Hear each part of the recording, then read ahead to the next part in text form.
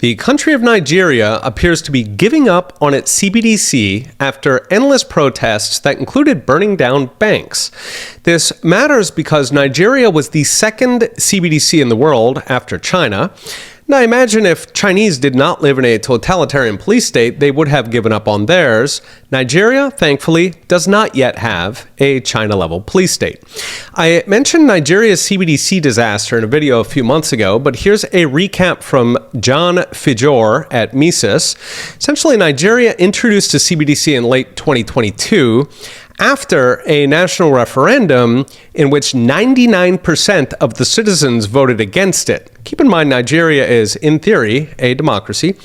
Of course, nobody was using it, so the government forced them to, demonetizing physical cash, effectively canceling it, to force people to instead buy CBDCs from the Central Bank of Nigeria, which was being advised by the IMF and reportedly the infamous World Economic Forum of Eat Z-Bugs fame.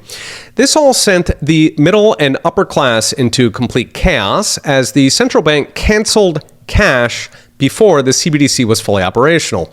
But it was catastrophic for the poor, who make up most of Nigeria's population. Most don't even have a bank account to buy a CBDC. Understandably, they rioted. They burned down bank branches, demanding the return of physical cash. The government stalled, aiming to time the cash to the eve of the election to buy votes, but that came and went. And now, 7 months after the riots and 3.5 months after the election, the supply of new cash still is not even 10% what it was. And so, finally, the Nigerian government is giving up. They even arrested the former governor of the central bank, who remains in custody. The IMF, WEF, and their collaborators at the Federal Reserve and White House are laying low. Fortunately, the Nigerian people don't believe a word their leaders say. They didn't trust the central bank, they didn't trust the government, so they resorted to barter and credit to work around the CBDC starvation plan. Matchsticks, yams, soap were all used as commodity monies. Teachers were paid in food by students' families. Traditional leaders and extended families organized relief and assistance.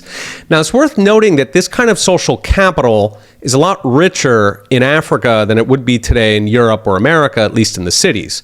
So as rich as we think we are, in a crisis, our cities at least are probably a lot closer to the edge than we think. So what's next? Brought to you by Unchained.